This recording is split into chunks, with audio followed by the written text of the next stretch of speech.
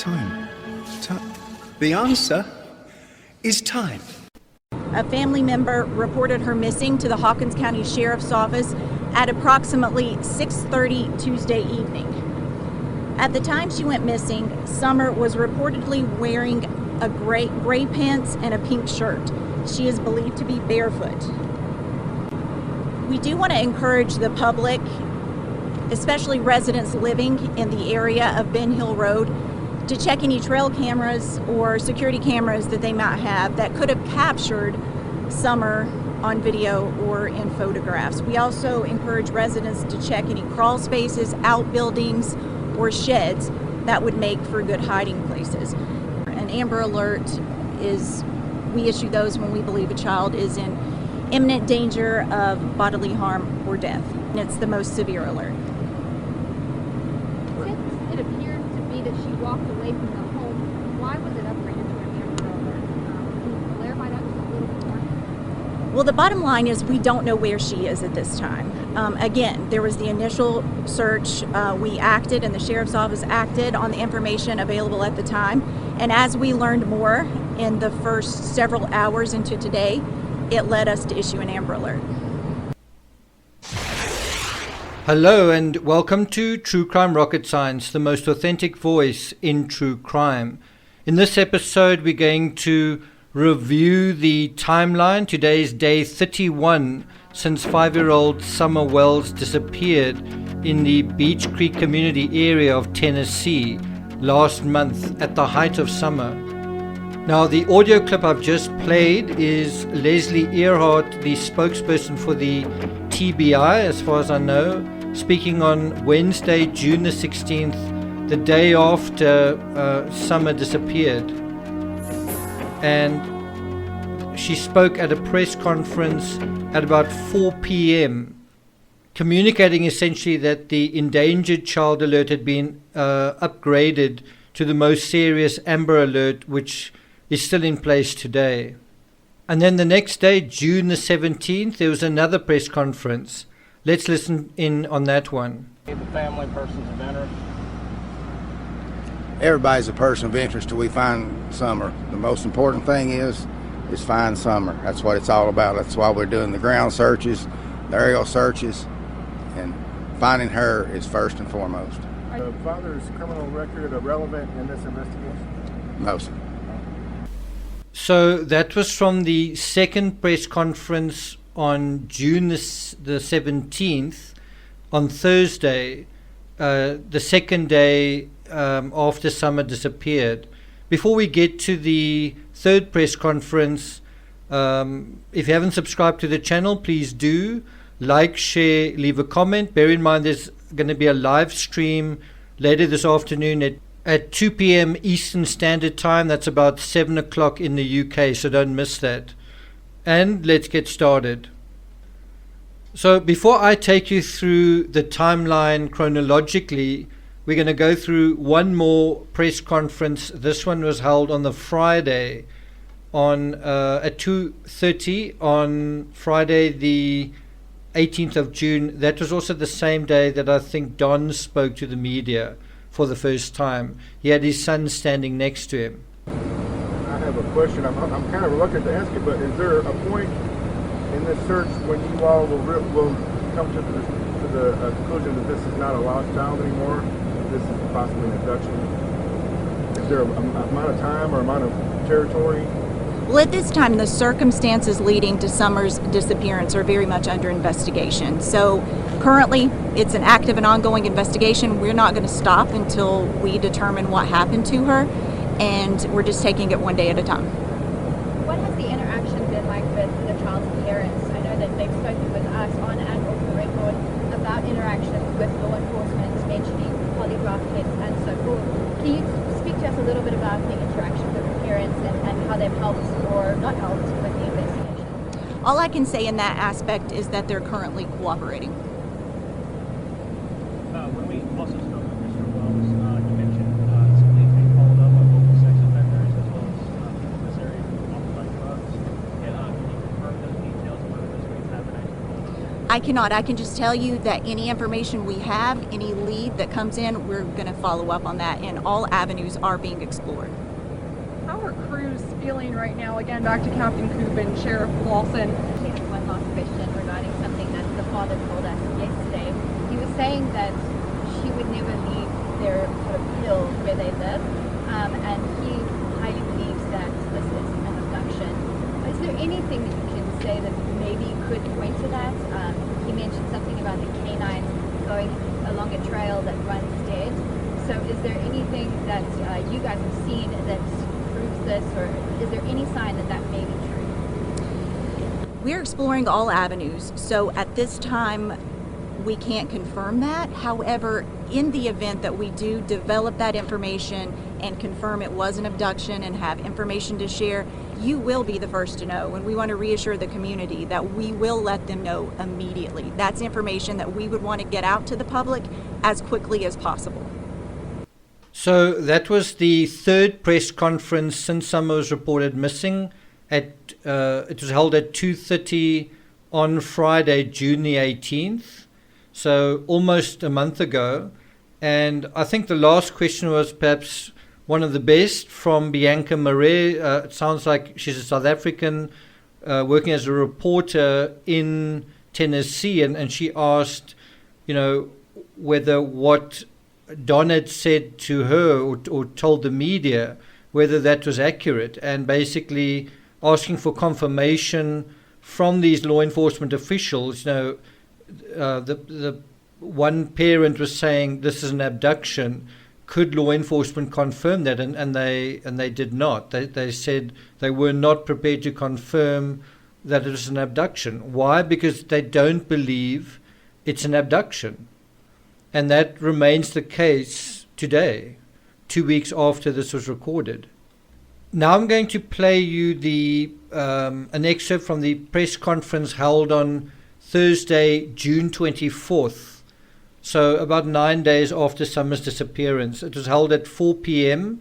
This is really the excerpt I've been wanting to play you guys all along. To me, it's one of the most important. And I'm going to explain to you guys why in a moment. It is basically where the investigators said the circumstances surrounding this disappearance of this Hawkins County 5-year-old not only remained unclear, but they described it as being outside of the norm. It was an unusual missing child case. It's unusual that someone just goes missing with no clues, no leads, no trace, right? Let's listen in. Good afternoon. I'm Leslie Earhart with the Tennessee Bureau of Investigation. The status is the same as it was on Monday when we last held a media briefing. We're still trying to find Summer. It's now been 1 week and 2 days since she went missing. There's still two aspects of this case, the active search and the investigation. You'll hear more about the search in just a minute. TBI agents and Hawkins County detectives working alongside the FBI continue to work around the clock to determine what happened to Summer Wells. In order to preserve the integrity of the investigation, we can't discuss everything we're doing and have done to find Summer. Here's what we can tell you. Numerous residents and individuals associated with the family have been interviewed. Surveillance video and photos have been reviewed, as well as other potential digital evidence. We're still working to identify everyone in the area on the afternoon that Summer went missing.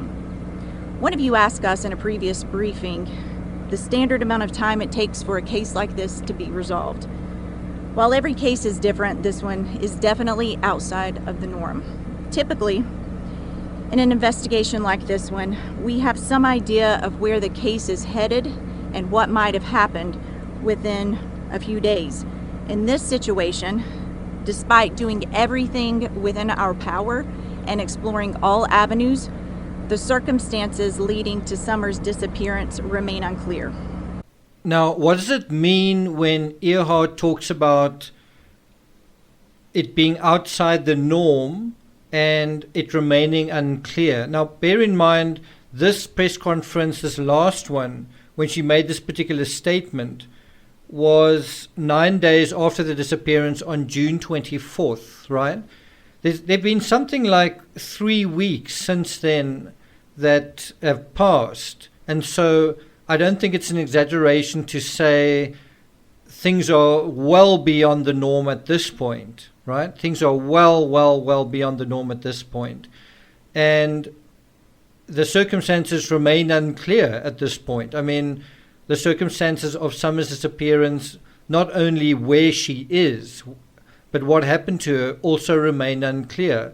And with each day that passes, that sense of mysteriousness, but not only mysteriousness, but sinisterness, if that's a word, the suspicion, this dark cloud that is brewing around this particular case is only growing darker. Does that make sense? So, as I say, just 9 days after this happened, they were saying how this is really beyond the norm. Well, it is even further beyond the norm now at this point, 31 days after her disappearance. Now, just to be very clear, and I think this did come across in the first or second press conference, where a reporter wanted to know, okay, when was the last time Summer was seen? And, you know, the holy grail of an investigation is the timeline. That is one of the key tools that investigators look at to piece together, what is going on and where various people were and what was going on with various individuals and cell phones. And it's a main way that we can put the pieces of the puzzle together, right? And that is been an obvious problem from the beginning, is that there are big holes in the timeline, not small holes, big holes. And, one of the biggest holes is, when was the last time Summer was seen? And I think it is reported, the official version is that she was last seen at 5:30, but even then, law enforcement was only contacted an hour later at 6:30. And I wonder whether that is true, that the last time Summer was seen was 5:30. Could it not have been somewhere around 3 or 4 o'clock, right? And if that is the case, then why is that the case? Why is there this problem with the timeline? Well, I think the answer is quite obvious. The answer is we are still looking for Summer because something happened in that hole in the timeline where Summer was removed, taken away, or disposed of in some way carefully that would make it difficult for people to find her, and that has remained the case ever since.